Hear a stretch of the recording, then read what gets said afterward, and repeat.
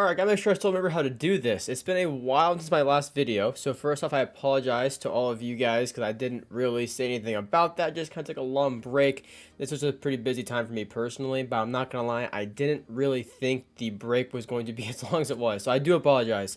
On the bright side, though, I don't think it was a very busy time of year. Yeah, season's kind of ending, but it's that weird in-between point where we know the fate of a lot of teams, but we can't quite do playoff predictions yet. But we're so far in the year, we can't really like recap things yet either. It's like a weird in between point. Now I think we can do a lot more with playoff predictions and talking about NFL team seasons and whatnot. And since I just said all that, now it makes no sense. We're talking about Shedeur Sanders, but I want to talk about him because I have not done any content for the draft for this season, and I'm going to try and do this much earlier than I did last year. Last year I put it off for too long. I only did one mock draft. I want to do more than that, so I want to start right now. My plan. I'm not sure this is going to happen, but the current plan is that I'm going to do a video on a lot of the major prospects, just like this, where I briefly kind of talk over them, my thoughts, strengths, weaknesses, that kind of thing, like I normally do. And then whenever it gets closer, we'll do more like actually grading these players, going more in depth, and then doing mock drafts. Hopefully, we can stay somewhat to plan on that, but most of the time, I have a hard time doing that, so I apologize.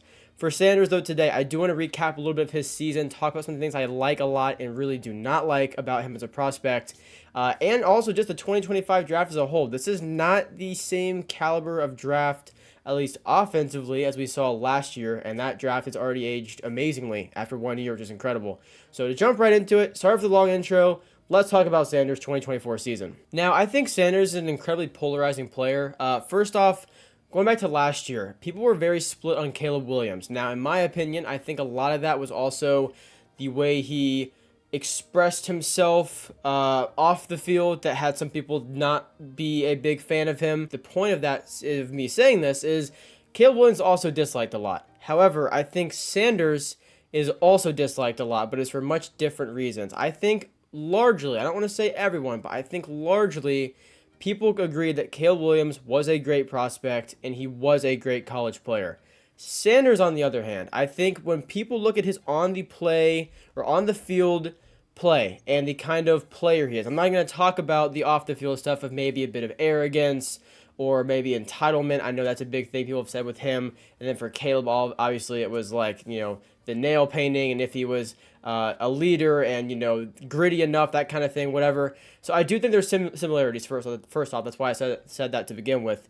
For Sanders, though, I think a lot of his I guess, haters will say, or people that don't really think he's very good, it is more on the field issues than Caleb, at least in my opinion. I think Caleb was a much more complete prospect. I think he was much clearer being the number one overall pick.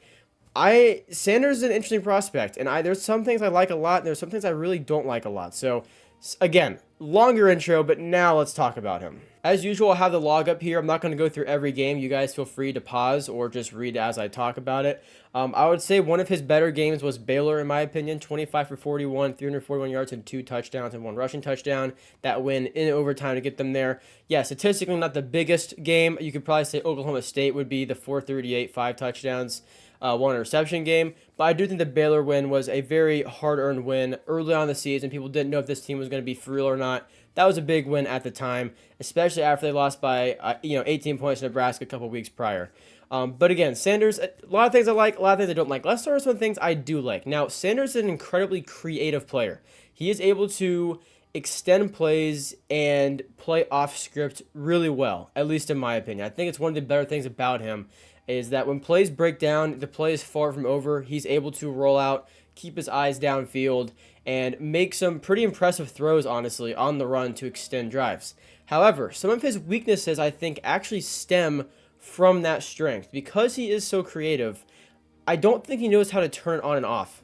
And what I mean by that is sometimes it's a busted play, you throw it away, you live to see another down.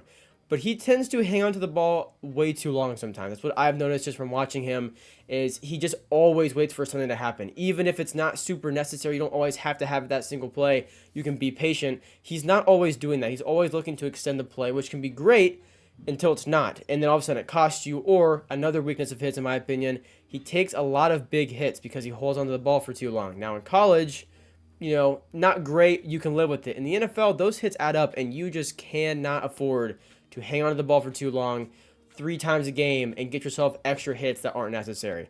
It's something that needs to be cleaned up. I think that is definitely coachable. I think that will also come with more experience in the NFL as he finds out at the next level what he can and cannot get away with. But I think the creativeness is a double-edged sword for him. I think it's awesome because you see him play off script and he can throw, cross body on the run, back shoulder passes. He's great. He's absolutely great at it. But at the same time, when it's not necessary or nothing actually happens where he can make the throw, he's getting sacked.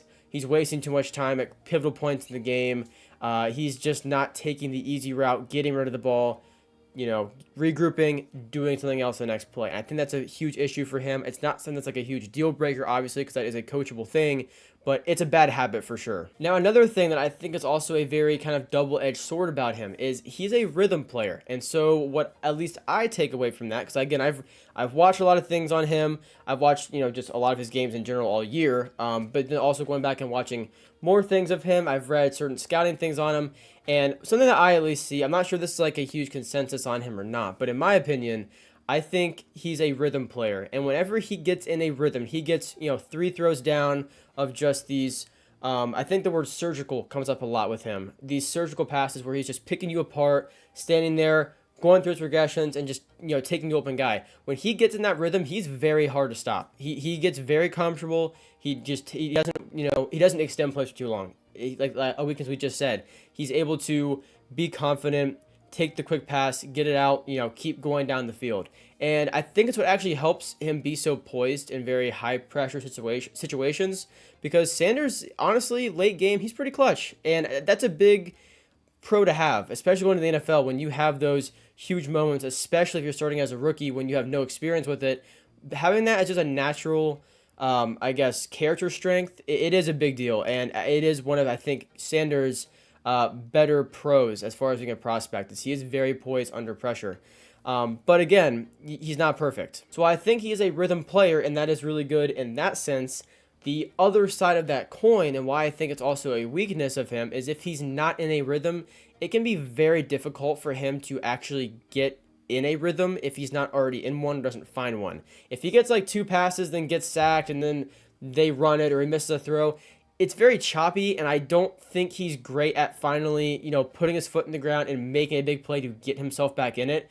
It's more of a series of plays building up, almost, that I feel like is what he really relies on to kind of get settled in. And I think a lot of the time in college, what teams did to not let that happen was they just blitz him, because he didn't have a very good O-line majority of the time. And if you just kept pressuring him, he wasn't really able to get very comfortable and make these rhythm passes, these surgical plays where he was just able to sit and pick you apart. And at the next level, it's going to be very interesting to see how teams play in his rookie year, and especially to see how he handles himself his rookie year, because he's going to face more pressure than he's ever seen in his entire life in his first season in the NFL. Another thing about Sanders, though, is he is a pretty clutch third down runner, and this is going to sound crazy, okay? So please just hear me out on this, okay? Because it's going to sound crazy to say it, but his third down running ability reminds me of Mahomes. I want to be very clear. I said third down running ability. Do not go to the comments and say that I just compared Shedeur Sanders to Patrick Mahomes. Okay, I didn't. I didn't do that. I think the third down run, specifically third down, okay? Just be clear as well. Not as a runner, not all that. Third down, because for whatever reason in the NFL, teams just forget Mahomes can run, and there's so many times where on third downs, Mahomes, 3rd and 6, he runs and gets it, and it's just like game over. Last time out, that was it, game over. He does it a lot. He did it to the Panthers this year, and it really pissed me off. Seriously, he does do it a lot. And Sanders, he's kind of the same way, because he's this like kind of, improviser, not really pocket passer. He's more of an improviser quarterback. But because he stands there and he can pick you apart 4 plays in a row, it's very easy for the defense to actually forget he, can run the ball. And multiple times on third downs, he burned defenses because he's able to get it with his legs. He's not a great runner. He doesn't really want to run, especially in the NFL. I don't think it's going to be a huge part of his game.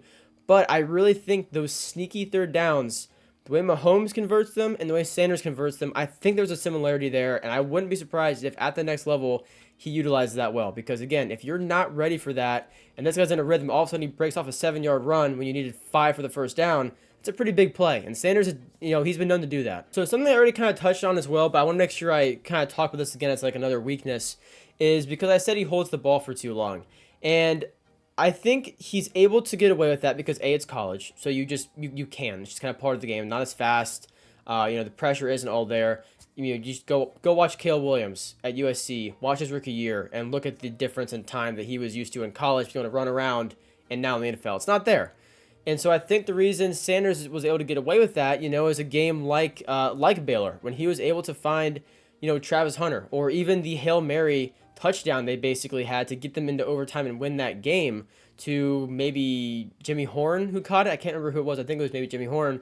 But, the ability to kind of hang on to the ball, roll out, make the read, make the throw, it's all very natural to him. But if he doesn't have that space and doesn't have that time, it's going to be rough. And to be honest with you, I think it's going to be a rough first year in the NFL for him, because a lot of the things he relies on is kind of extending plays. And if he doesn't have the time he's used to, it could be very rough for him to adjust. Now, anyway, though, like I was saying, so as far as him holding on to the ball for too long, I think it kind of plays into this, but I do want to say it anyway, and again, I'm not going to lie, I didn't notice this a lot. I kind of read it from other scouting reports, and I was kind of like, oh man, you know what? Now that I'm going back and watching it, I kind of see it now.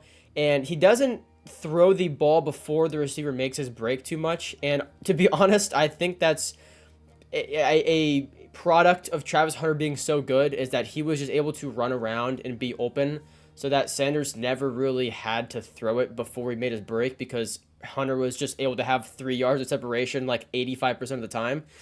So again, not a good habit, but Sanders, a lot of times while playing off script, he waits for guys to make their break, kind of face him, and then he throws it. You don't have the time to do that in the NFL. And since I brought up Mahomes earlier, I might as well say this.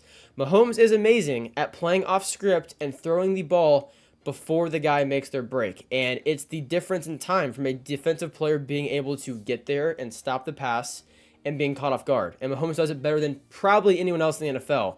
Sanders does not. Sanders waits way too long, and if it's too long in college, it is definitely too long in the NFL.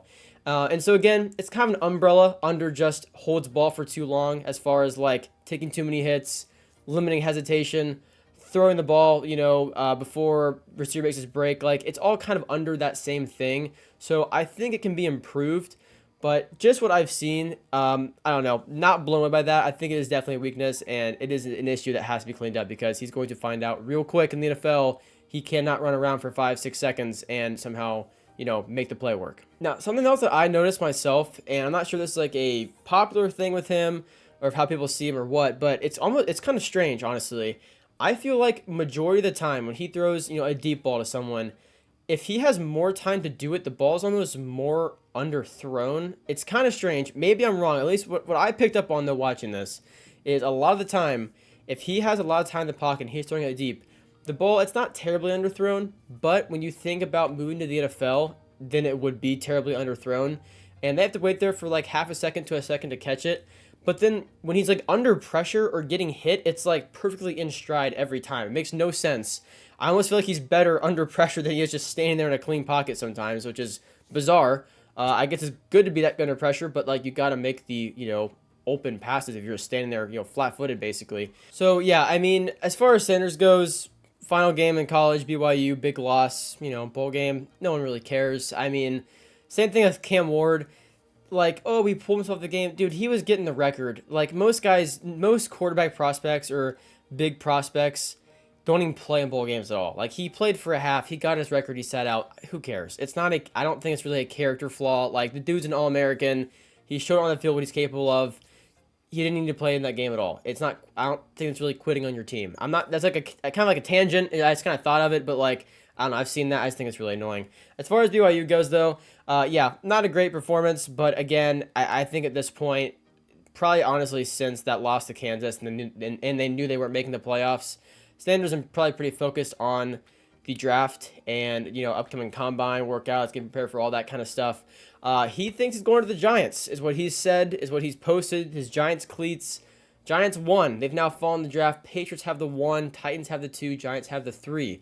Very interesting. 1 week of the NFL left. I'm not sure where he's going to go. But as of right now, not really sure how I feel about him as a prospect either. Is he a good quarterback? Yes. Is he going to be a star NFL quarterback?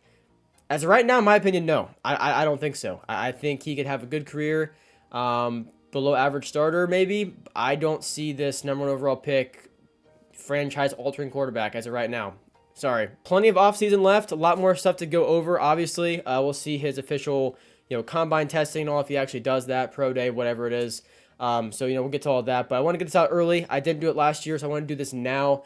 Next, I'm probably just going to do Cam Moore, to be honest with you. But if you guys want to see someone else, if you want to see like a Ashton Genty, if you want to see me do a video on, I mean, I will, but if you want to see him next, let me know. Let me know down below what you guys think of Shedeur Sanders. Is he going to be a star in the NFL? Is he going to be terrible? Is he going to be solid? I don't really know yet.